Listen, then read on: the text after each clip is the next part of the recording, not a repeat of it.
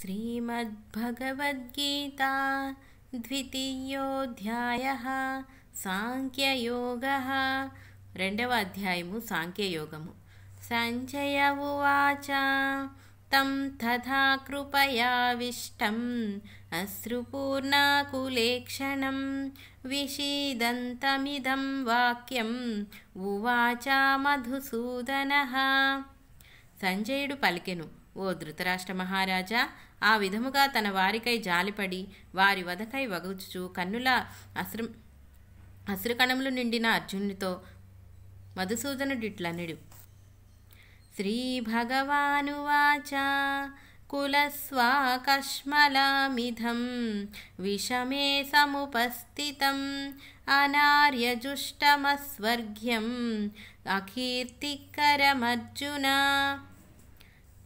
శ్రీ భగవానుడు పలికెను, ఓ అర్జున, ఇట్టి సంకట సమయమున ఈ పాడు భ్రాంతి నీకెట్లా దాపరించినది? అది అవివేకుల మార్గము. ఇహపరములను రెండిటినీ చెరుచును. ఇహమం దపకీర్తి అపకీర్తి పాలు చేసి పరమందు స్వర్గప్రాప్తి లేకుండా చేయును. క్లైంభ్యం మాస్మగమః పార్థ నైతత్వయుప్యపద్యతే క్షుద్రం హృదయ దౌర్బల్యం త్వక్తోతిష్ట పరం తప. శత్రుతాపనములకు పార్థ, పౌరుషము వీడి షండుని వలె ప్రవర్తించకుండుము. ఇది నీ ఉచితము. నీవు నీ వారికై జాలిపడుచుండి అని తలుచుకుంటువి కాబోలు. అది ఉత్తమ గుణములకు జాలి కాదు, నీచమకు పిరికితనము.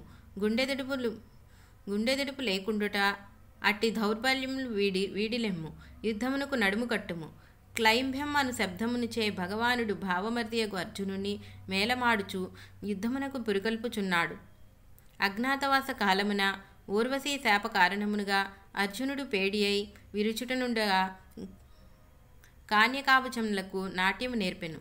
అభ్యాసము వలన పేడితమునై స్వాభావికమైనదా, ఇంకనూ ప్రస్వభాం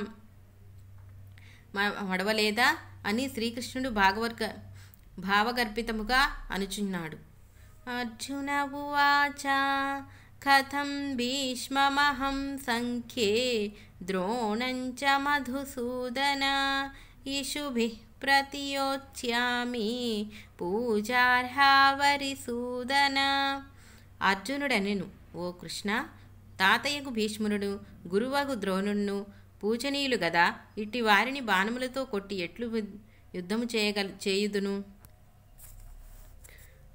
గురునహిత్వా హి మహానుభావాన్ శ్రేయో భోక్తుం భైక్షమపీహ లోకే అహ్త్వార్థకామాంస్తు గురూనిహైవ భుంజీయ భోగాన్ రుధిర ప్రదిగ్ధాన్.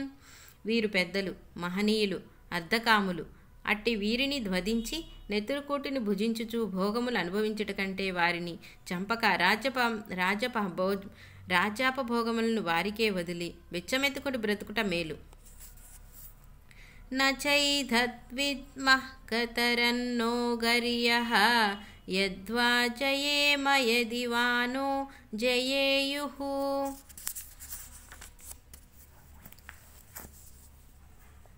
యానేవ హత్వా న జిజీవిషాయః విషామయః తేవ స్థితాః ప్రముఖే ధార్తరాష్ట్రాః. మనము జయింతుమో వారు జయింతురో ఈ రెండింటిం లేదు. ఎప్పుడు మా సంభవమే చెప్పజాలము కదా. జయాపజయములు దైవాధీనములు కావున ఫలితము సందేహాస్పదము. అట్లుగాక తప్పక జయింతు మను ధైర్యమున్నను ప్రముఖులకు ప్రతిపక్షులు పెదతండ్రి కుమారులు కదా. అంత దగ్గర బంధువులను చంపి మనము జీవింపనిచ్చగింతురా? అర్జునుని భావమేమనగా గెలిపోవటములు దృశ్యాదృశ్యములు. శత్రువులను కూడా సామాన్యులు గారు. సులభముగా జయింతును మనరాదు. గెలిచినను సన్నిహిత బంధువులను ధార్తరాష్ట్రులను చంపిన మీద నిశ్చయంగా సుఖింపగలమా? ఓడినచో చెప్పదమేమి? ముందుగా వచ్చిన గొయ్యి వెనుకకు వెళ్ళినా నుయ్యి. యుద్ధ ఫలితమున మేమైనా సుఖము మాత్రం సున్నా. కార్పణ్యదోషోపహత్స్వభావః పృచ్ఛామి త్వాం ధర్మసంమూఢచేతాః యచ్ఛ్రేయయస్వాన్నిశ్చితం బ్రూహి తన్మే శిష్యస్తేహం సాధిమాం త్వాం ప్రపన్నం. కృష్ణ, శోకముచే వ్యాకులపాటు నొందుచున్న నా మనస్సు ధర్మాధర్మ విచక్షణ చేయు సామర్థ్యము లేక మూఢత్వము నొందినది. కావున నిన్ను అడుగుచున్నాను, నాకేది శ్రేయస్కరమో నిర్ణయించి చెప్పుము. నిన్ను నీ శిష్యుడను, నీవు నాకు గురువుడు.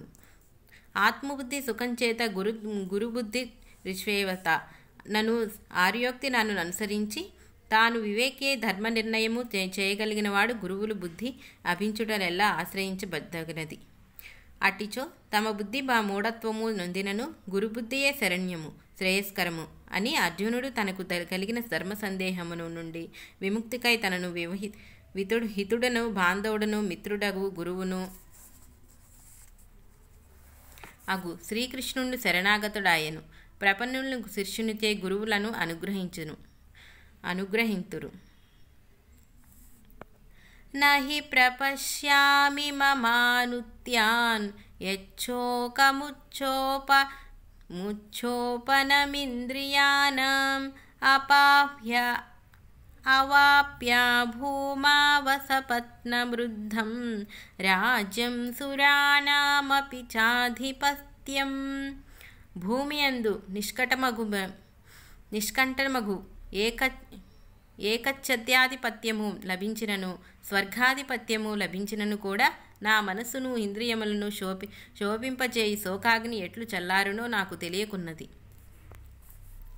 సంజయ ఉవాచ ఏవముక్త్వా ఋషికేశం గుడాకేశః పరంతపః నయోత్యాయితి గోవిందం ఉక్త్వా తూష్ణీం బభూవః.